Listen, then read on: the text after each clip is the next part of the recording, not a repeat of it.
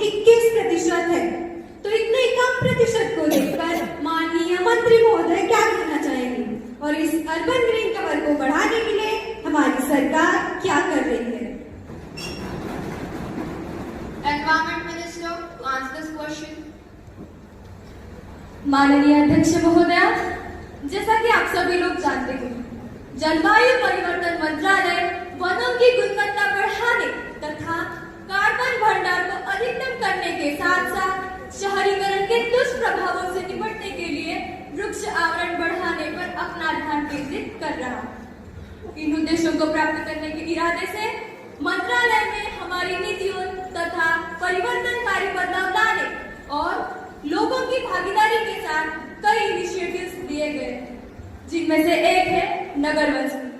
नगर one योजना देश में 2020 से 21 के वर्ल्ड एनवायरनमेंट डे के सेलिब्रेशंस के अवसर पर लाई गई, जिसका मुख्य उद्देश्य शहरों में फॉरेस्ट तथा ग्रीन स्पेसेस को लाना।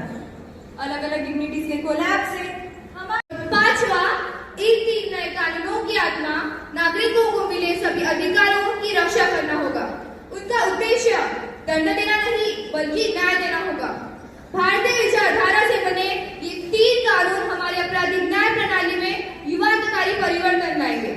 I am confident that all honorable members of this house, irrespective of the party affiliation, will welcome this bill wholeheartedly and through it help to eradicate this horrendous practice once for all. I now move that the IPC, CRPC, IEA Amendment Bill 2023 be taken into consideration. Motion moved that these bills to provide for the more effective criminal laws and its racialization and Indianization and for the matters connected therewith or incidental thereto be taken into consideration. Minister, please. धन्यवाद अध्यक्ष महोदय। मैं पुनः एक बार दोहराती हूँ कि ये 3 bill हमारे आपराधिक न्याय प्रणाली में युगांतकारी परिवर्तन लाएंगे। और मुख्यमंत्री जी, हम यह जानना चाहते हैं कि आखिर सरकार इतनी हड़बड़ी में क्यों है तथा सरकार चर्चा से क्यों भाग रही है। भारत जो कि दुनिया का सबसे बड़ा लोकतांत्रिक देश है, वहाँ पर ऐसे प्रकरण होना सोचनीय है तथा सरकार को इस विषय पर चर्चा करनी चाहिए कि आखिर वह देश को किस ओर ले जा रहे हैं तथा संसद के महत्व को निरंतर कम क्यों कर रहे हैं। हम इस संबंध में यह मांग करते हैं कि प्रस्तावित विधेयकों को सार्वजनिक चर्चा के लिए रखा जाए, जिससे लोकतंत्र का पता लगाया जा सके, जो कि लोकतांत्रिक देश से अपेक्षित है। ऐसा लगता है हमारे विपक्ष के साथी ने अपना होमवर्क सही से नहीं किया। मैं उन्हें बताना चाहती हूँ कि ना ही हमारी लोकतांत्रिक सरकार हड़बड़ी में है और ना ही हम चर्चा से भाग रहे हैं। निश्चित तौर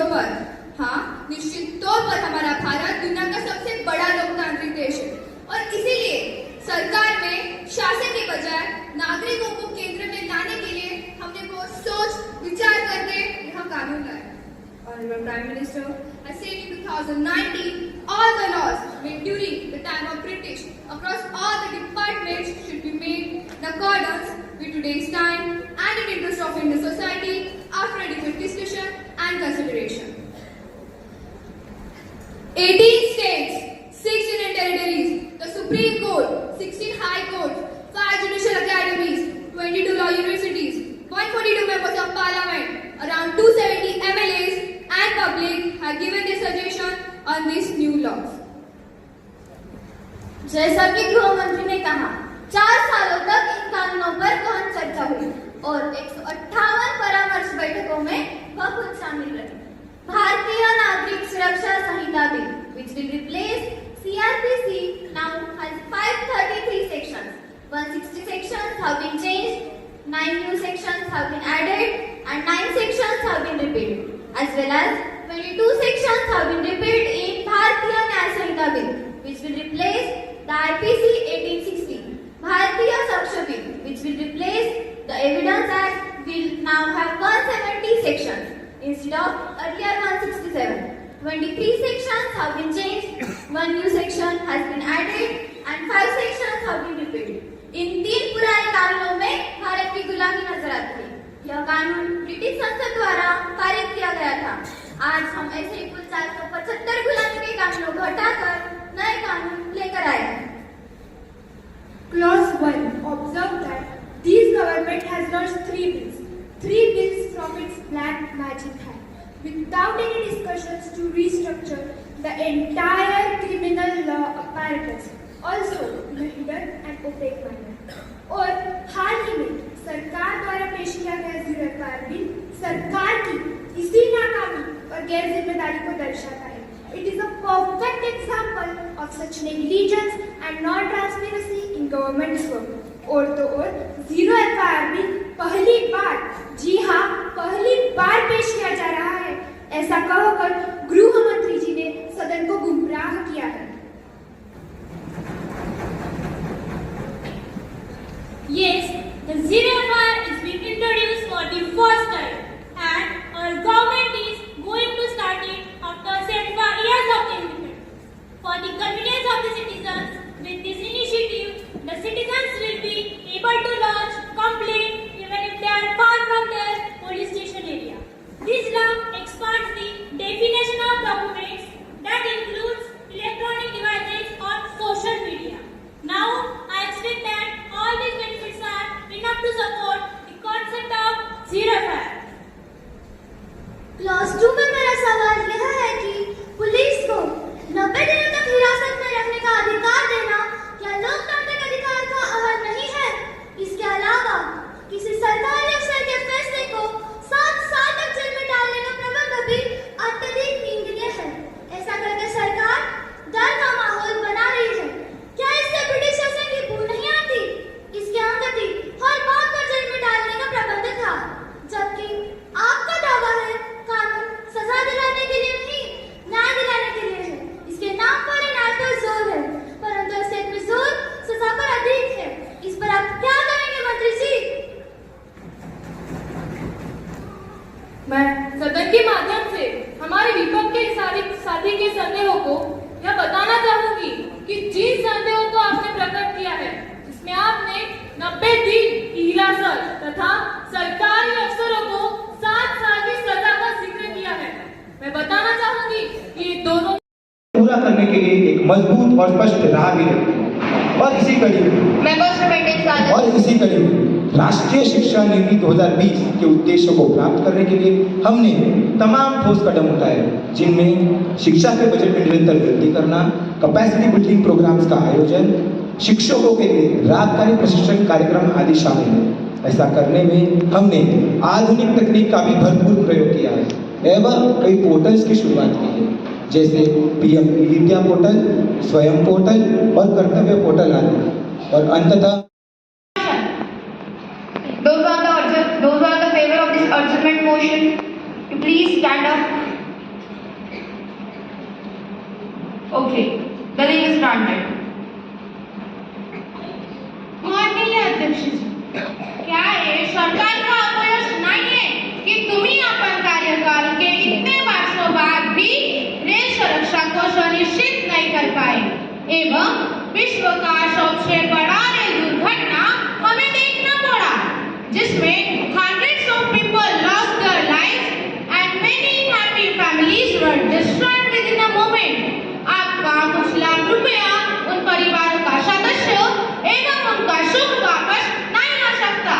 इसीलिए इस विषय पर जांच एवं मुआवजे के नाम पर मामले की लिपापोती नहीं होनी चाहिए। माननीय मंत्री जी, कृपया देश को बताएं कि आपकी सरकार ने रेल सुरक्षा के संबंध में क्या कदम उठाए हैं एवं भविष्य में आपकी क्या कार्य योजना है। माननीय अध्यक्ष महोदय, सर्वप्रथम मैं इस दुर्घटना के प्रति शोक व्यक्त करता हूँ तथा उनके परिजनों को आश्वस्त करता हूँ कि इस दुख की घड़ी में भारत सरकार उनके साथ है तथा हर प्रकार की सहायता करने के लिए तत्पर है। और जहाँ तक बात विपक्ष के आरोपों की है, तो इस के माध्यम से मैं स्पष्ट करना चाहूँगा कि यह समय आरोप प्रत्यारोप का नहीं, मिलजुल कर एक होने का है और विपक्ष को इस पर राजनीति करने से बचना चाहिए और अपनी जिम्मेदारियों को भली भांति समझना चाहिए। अध्यक्ष महोदया, हमारे सदस्य जी ने हमसे पूछा कि हमारे सरकार के कार्यकाल के दौरान रेलवे में सुरक्षा संबंध में उठाए गए कदमों के बारे में। तो मैं एक रेल मंत्री के तौर पर बताना चाहूँगा कि हमने रेलवे सुरक्षा को सुनिश्चित करने के लिए तमाम ठोस कदम उठाए हैं, जिसमें पटरियों की मरम्मत, डिपो का नवीनीकरण, जिसमें अत्याधुनिक तकनीकों का इस्तेमाल किया गया है। अंततः मैं देश को आश्वासन देना चाहूँगा कि हमारी सरकार रेल सुरक्षा को सर्वाधिक प्राथमिकताओं में से एक मानती है और इस दिशा में हम मजबूती के साथ कदम उठा रहे हैं। मंत्री जी, मैं आपको बता दूं, हमारी सरकार जब सत्ता में थी तो हम कवच प्रणाली लेकर आए थे, जिससे कि रेल हादसों को रोका जा सके। अब जब आपकी सरकार सत्ता में है तो आपने इस योजना का अभी तक कितना विस्तार किया है, हम देख ही रहे मंत्री जी कि इसकी वर्तमान स्थिति क्या हो गई। क्या बता सकते हैं इस दुर्दशा का कारण क्या है? House to maintain silence. माननीय अध्यक्ष महोदया, जब इनकी सरकार सत्ता में थी तब कवच प्रणाली लाई गई, उसे सिर्फ कागजों पर लिखा गया, उसे पट्टियों पर भी उतरवाया नहीं गया। मैं अपने रिपोर्ट और दस्तावेजों को देखते हुए कह सकता हूँ कि इन्होंने जो काम 2 साल में किया वो हमारी तुलना में कुछ भी नहीं। हम मानते हैं कि तब इनके पास धन नहीं था, क्योंकि वो धन तो इनके मंत्रियों के विदेश यात्राओं पे जो खर्च हो रहा था। सदन की गरिमा बनाए रखे। मैं मुद्दे से बदलने के लिए माफी चाहता हूँ। तो मुद्दा यह है कि भारतवर्ष की हर पटरी पर कवच लगना चाहिए, पर अभी तक लगा नहीं, क्योंकि अध्यक्ष महोदया धन के साथ समय की भी जरूरत होती है। अगर अगले कुछ वर्षों में हमारी सरकार चुनाव जीतती है तो निश्चित ही भारतवर्ष की हर पटरी पर कवच लग जाएगा। ये मंत्री जी रुकिए, यह चुनाव प्रचार की जगह नहीं है। सदस्य जी, मैं चुनाव प्रचार नहीं देश को आश्वासन दे रहा था, इसलिए आप सदस्य हैं और अभी हमारी सरकार सदन की गरिमा बनाए रखे। अध्यक्ष महोदया, अभी जो रेल दुर्घटना हुई है उसकी जांच पड़ताल तेजी से कर रहे हैं। रेलवे इंस्पेक्टर जो जोन देखते हैं उन्हें भी नियुक्तियां काम हम अच्छे से कर रहे हैं। विपक्ष ऐसे ही करता रहा तो उनकी हालत और बिगड़ दी जाएगी। विपक्ष की हालत को देखते हुए मुझे कुछ पंक्तियां याद आ रही है। वो पंक्तियां कुछ इस प्रकार है।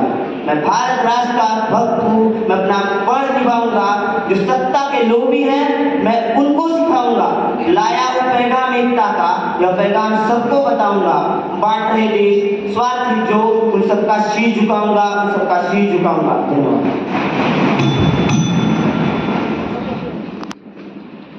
To answer this question, Madam Speaker, the former education policy has been replaced by the National Education Policy 2020, which provide holistic education so that students can improve their ability to read and write. In old NEP, the pattern of 10+2 was followed. However, under the National Education Policy, the pattern of 5+3+3